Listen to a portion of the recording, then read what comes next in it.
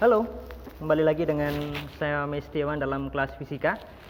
Jadi dalam video kali ini kita akan membahas subbahasan yang kedua dari materi kita gerak harmonik sederhana, yaitu adalah persamaan simpangan. Gak usah terlalu banyak ngomong, kita langsung saja ke materinya, ayo.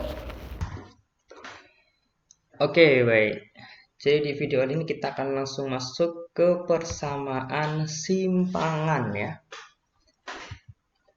Karena getaran harmonik termasuk gerak periodik, maka persamaannya dapat dinyatakan dalam fungsi sinus dan atau kosinus ya.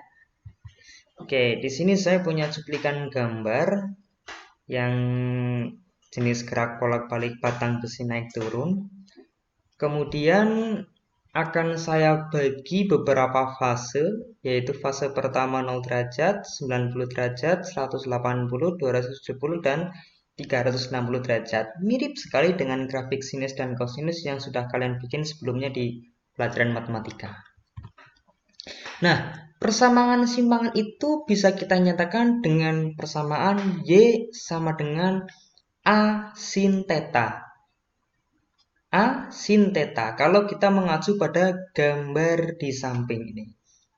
Y ini adalah simpangannya, A adalah amplitudo, sin theta adalah nilai dari sudutnya. Kenapa sin? Kenapa sin? Dalam gambar ini loh ya. Jadi khususon untuk gambar ini persamaannya adalah sinus, saya tulis di sini. Karena getaran ini mula-mula dimulai dari garis keseimbangan ini. Di garis keseimbangan sehingga sinus. Grafik yang dimulai dari titik nol atau garis keseimbangan adalah grafik sinus. Sehingga gambar ini persamaan simpangannya adalah Y sama dengan A sin theta. Apakah memungkinkan Pak untuk cos misalnya? Ya memungkinkan. Nanti kita bahas di slide berikutnya. Tapi pertama kita ingin membuktikan dulu apakah persamaan ini betul. Kita buktikan coba sekarang. Kalau misalnya nilai sudutnya adalah 0 derajat. Nah, sinus 0 derajat kan 0. Maka besar simpangannya menjadi Y sama dengan A sin 0. Sin 0 adalah 0. Maka A dikalikan 0 hasilnya adalah 0 meter. Y atau simpangannya sama dengan 0 meter. Artinya apa? Artinya posisi bandul itu berada di garis keseimbangan. Karena dia tidak melakukan simpangan atau simpangannya sama dengan 0. Kita buktikan di gambar. Pada sudut 0 derajat, ini sudut 0 derajat, posisi pendulum atau bandulnya di sini berada di garis keseimbangan. Ya, betul ternyata itu. Posisi bandul berada di garis keseimbangan. Masih belum percaya? Oke, kita coba untuk sudut yang lain. Kalau misalnya nilai tetanya adalah 90 derajat. Nilai sin 90 derajat itu berapa? 1, betul, karena sudah tertulis di situ. Maka besar simpangannya menjadi Y sama dengan A sin 90 derajat. Sin 90 derajat itu nilainya 1. Maka A dikalikan 1 hasilnya adalah A. Simpangannya sama dengan A. A tadi apa? Amplitudo ya. Jadi pada sudut 90 derajat, besar simpangannya sama dengan besar amplitudonya. Coba kita lihat pada gambar itu. Sudut 90 derajat. Pada sudut 90 derajat, posisi bandul, tepat betul sekali, berada di puncak gelombang. Puncak gelombang ini merupakan amplitudonya ya, atau simpangan yang paling maksimum. Betul lagi, berarti persamaan ini terbukti betul. Bisa dipahami? Oke, kita lanjutkan lagi.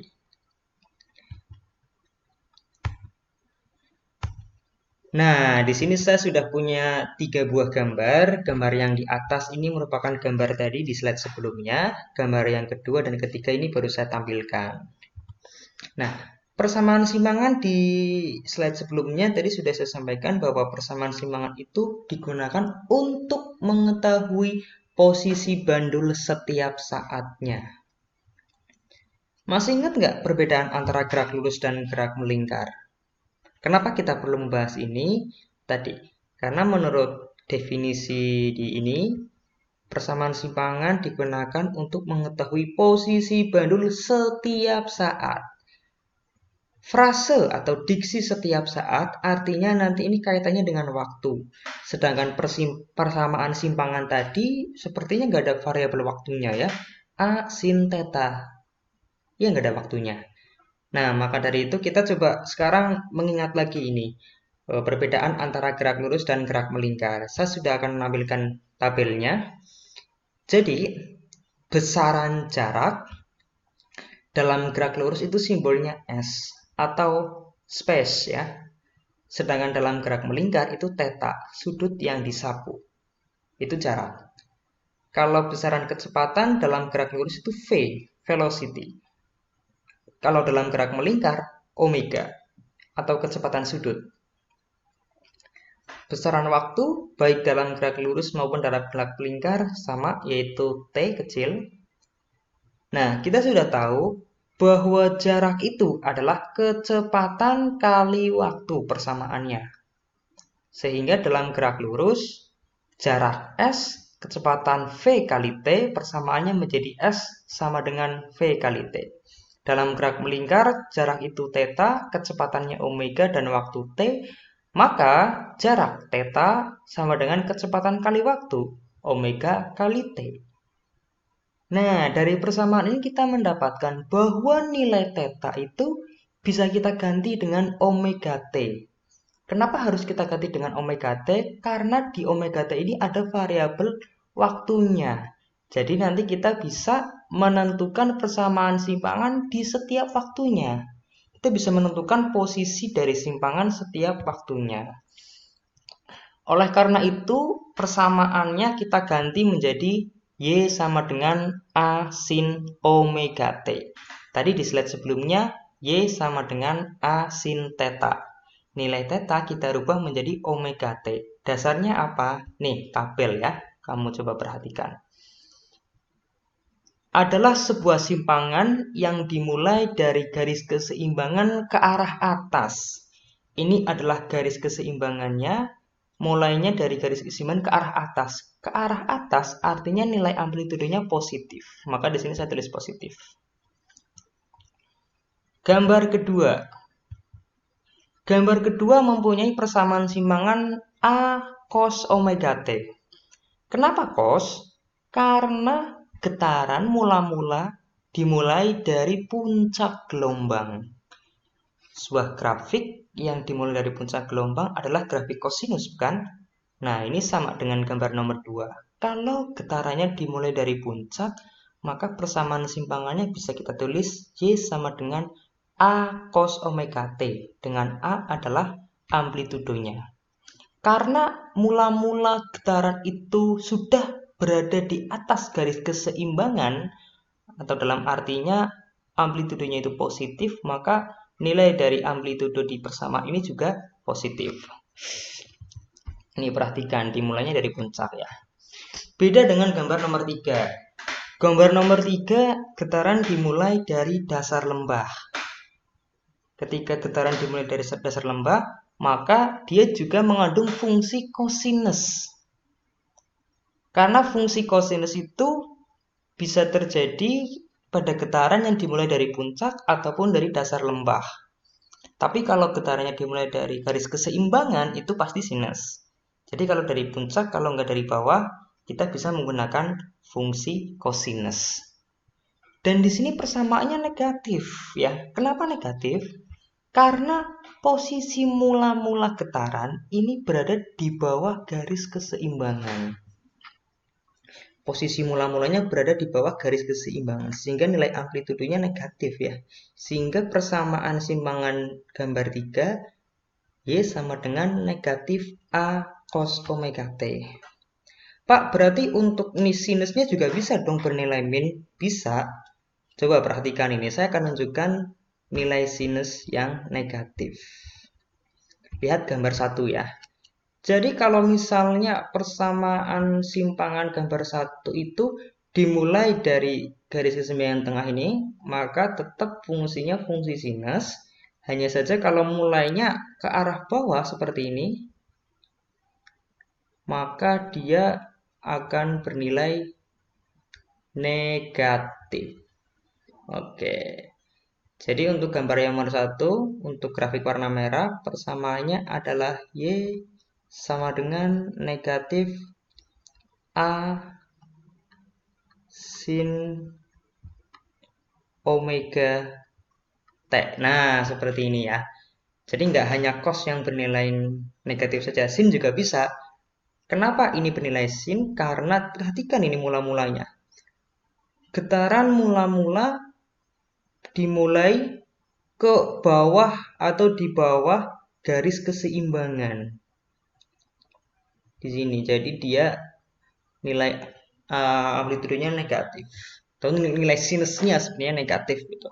Begitu juga dengan yang gambar nomor 3, nilai cosnya itu negatif. Dikalikan ke amplitudo, jadi amplitudenya negatif.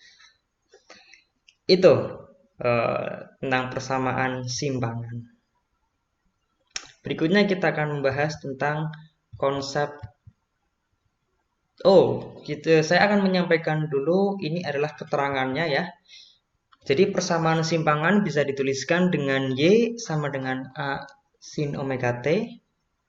Dengan keterangan Y-nya adalah simpangan, A itu amplitudo, omega kecepatan sudut, dan T kecil adalah lama getarannya. Oke, baik. Jadi di slide ini nanti kita akan belajar tentang konsep turunan trigonometri. Ya, jadi konsep turunan di sini kita gunakan karena nanti kita akan mencari persamaan kecepatan getaran dan persamaan percepatan getaran dari persamaan simpangan. Caranya adalah menurunkannya. Menurunkan simpangan 1 kali maka akan menjadi kecepatan.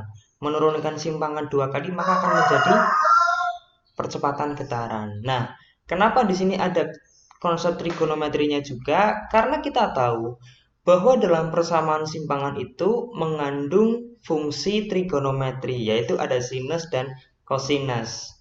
Maka nanti kita akan menurunkannya juga menjadi sebuah ayamnya.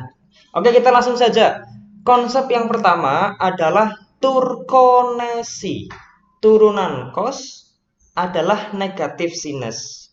Nilai cos kalau diturunkan dia akan menghasilkan negatif sinus. Misalkan di sini saya punya nilai cos T ya.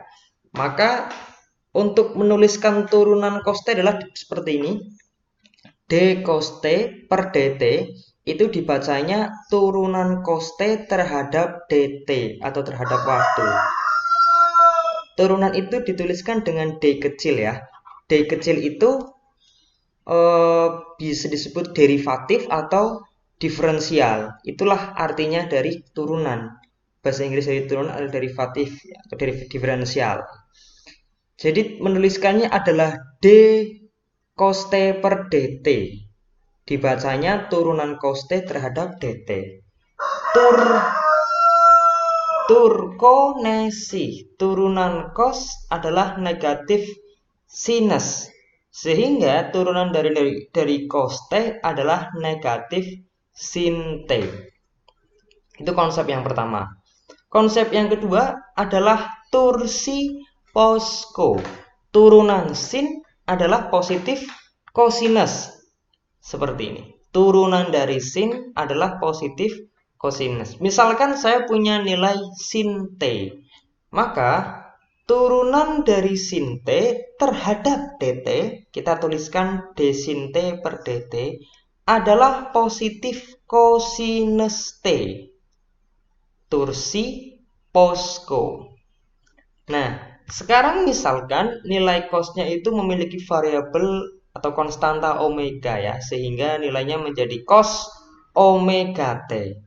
Maka turunan dari cos omega T kita tuliskan d cos omega T atau dibaca turunan cos omega T terhadap dt adalah negatif omega sin omega T. Konsepnya seperti di konsep yang pertama, turkonesi. Turunan cos negatif sinus. Terus kenapa di depan sinus itu ada omeganya juga, Pak? Karena itu merupakan penyelesaian solusi matematikanya memang demikian ya. Nah, omega ini didapatkan dari mana? Omega yang di belakang sinus kita copy pastekan satu ke depan. Jadi begitu. Nah, berikutnya misalkan nilai dari sinusnya juga memiliki variabel atau konstanta omega. Sehingga nilai sinusnya menjadi sinus omega t. Maka turunan sinus omega t terhadap dt, atau bisa kita tuliskan the sin omega t per dt, adalah omega cos omega t. Masih ingat konsepnya yang kedua? Tursi posko. Turunan sin adalah positif cosinus. Loh Pak, itu di depan cos ada omeganya kenapa? Nah, itu juga sama seperti di atasnya. Karena itu solusi penyelesaian matematikanya demikian. Itu cos yang dari nilai omega yang di belakang cos kita copy pastekan satu ke depan. Ini adalah solusi dari sinus omega t. Bisa dipahami ya? Oke, sekarang kita langsung aplikasikan dalam sebuah persamaan. Nah, turunan persamaan simpangan itu kan dinyatakan dengan Y sama dengan A sin omega t. Nah, kalau misalnya turunan persamaan simpangan ini kita turunkan sekali, atau turunan pertamanya, yaitu dy per dt, maka akan menghasilkan besaran kecepatan getaran. Simbolnya V, kecepatan getaran itu. Atau V bisa kita tuliskan dy per dt. Itu dibacanya turunan Y terhadap dt. Adalah turunan pertama dari persamaan simpangan Y. Kita masukkan nilai Y-nya, bahwa Y adalah A sin omega t. Kemudian nilai dari amplitudonya itu kan tidak punya variabel t. Jadi sebenarnya persamaan A sin T ini merupakan dua suku ya. Atau bisa saya tuliskan A kali sinus omega T. Nah, karena nilai dari amplitudo ini dia tidak mempunyai variabel T, maka langsung kita keluarkan dari kurungan. Kenapa kita keluarkan dari kurungan? Karena konsep turunan itu hanya menurunkan suku yang punya variabel T. Kalau diturunkan terhadap dt. Jadi yang punya variabel T saja itulah yang diturunkan. A atau amplitudo tidak punya itu, maka langsung kita keluarkan saja. Dia tidak ikut diturunkan.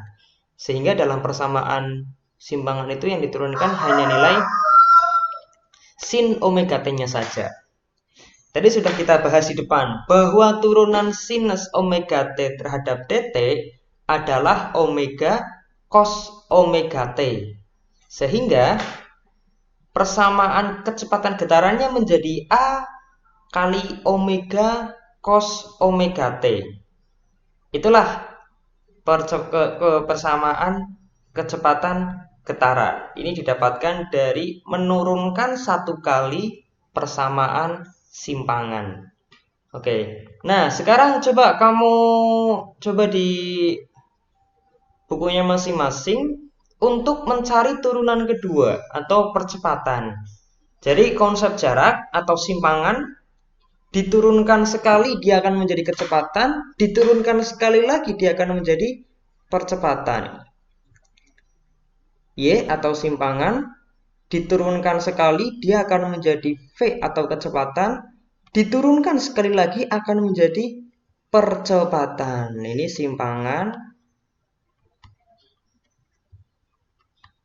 Terus kemudian ini adalah kecepatan getar. Terus yang di bawah ini adalah percepatan. Bagaimana kalau nilai persamaan percepatannya? Ayo kita saksikan slide berikutnya. Sekarang kita akan mencari turunan kedua dari persamaan simpangan. Cara menuliskan turunan kedua adalah seperti berikut. Jadi D yang di atas itu pangkat 2, sedangkan yang di bawah T-nya yang di pangkat 2. Ini hanya cara penulisan saja. Bukan berarti D-nya dikuadratkan, T-nya dikuadratkan, enggak. Penulisan seperti ini kita bacanya adalah turunan kedua dari Y terhadap DT. Itu cara membacanya. Disimbolkan dengan D kuadrat Y per DT kuadrat. Maka akan menghasilkan besaran percepatan getaran. Oke, langsung saja kita tuliskan. Persamaan percepatan getaran dirumuskan dengan D kuadrat Y per DT kuadrat atau turunan kedua dari persamaan simpangan. Ini saya salah nulis ya. Turunan kedua ini saya coret. Ini harusnya kedua. Oke. Kita tuliskan nilai Y adalah A sin omega T. Kemudian seperti tadi, kita keluarkan nilai amplitudo atau A-nya, karena A tidak mengandung variabel T, sehingga nggak perlu kita turunkan, seperti ini. Nah, sinus omega T kita turunkan dulu sekali.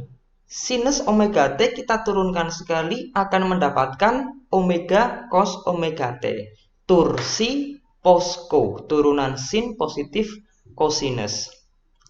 Kemudian omega cos omega T ini kita kalikan dengan A. Ini kita kenapa dapatkan omega di depan cos ya, karena copy paste saja biasa. Omeganya kita kalikan dengan A, karena omega juga tidak mengandung variabel T.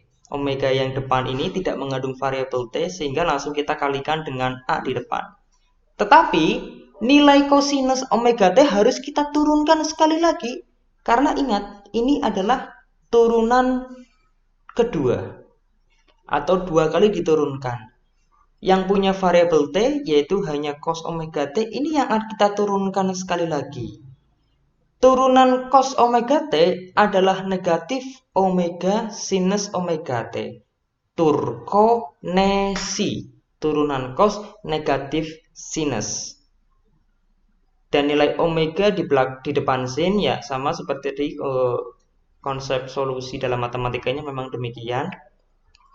Nah, nilai negatif omega sinus omega T ini kemudian kita kalikan dengan A omega. Maka persamaan percepatan getarannya menjadi negatif A omega kuadrat sinus omega T. Itulah persamaan dari percepatan getarannya. Sekarang coba kamu, saya kasih latihan soal di sini. Sebuah benda bergetar harmonik sederhana dengan persamaan simpangan. Kemudian hitunglah persamaan simpangannya Y sama dengan 2 sin setengah pi T. Hitung amplitudo. Amplitudonya berapa? Amplitudonya itu 2 ya, karena 2 itu yang A. Kecepatan sudutnya berapa? Kecepatan sudut itu omega. Omeganya adalah setengah pi. Ini omeganya, setengah pi itu omega. Karena setengah pi T itu akan sama dengan omega T. Jadi nilai omeganya adalah setengah pi. Bisa dipahami ya? Oke, bisa dipahami. Sudut fase pada waktu 2 sekon. Nah, setengah pi T atau kita sebut omega T ini merupakan besaran theta. Berapakah theta pada waktu 2 sekon? Kita masukkan theta sama dengan setengah pi T. Kalau T-nya 2, maka nilai theta-nya menjadi setengah pi kali 2 sama dengan pi sama dengan 180 derajat.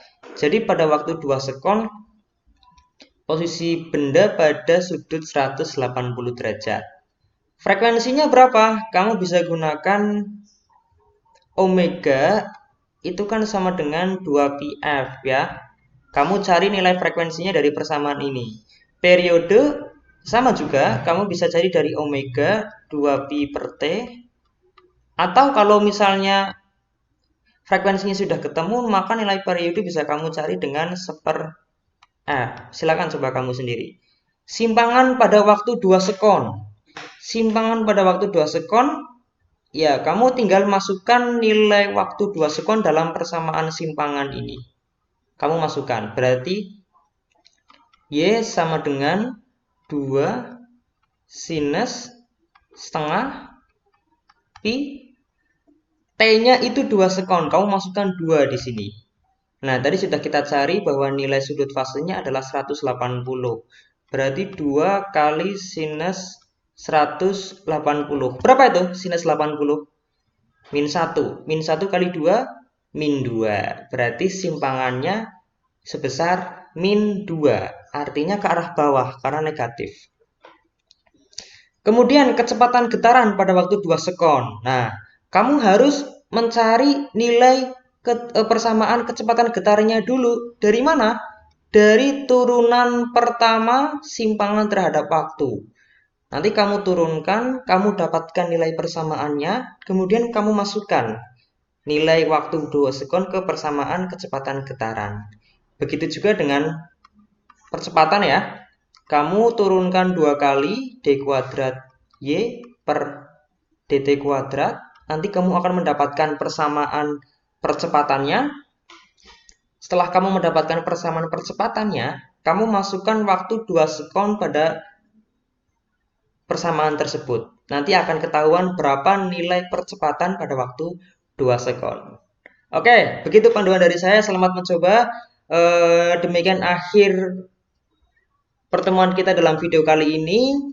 Saksikan terus channel ini dan saya akan mengupload materi-materi di video berikutnya.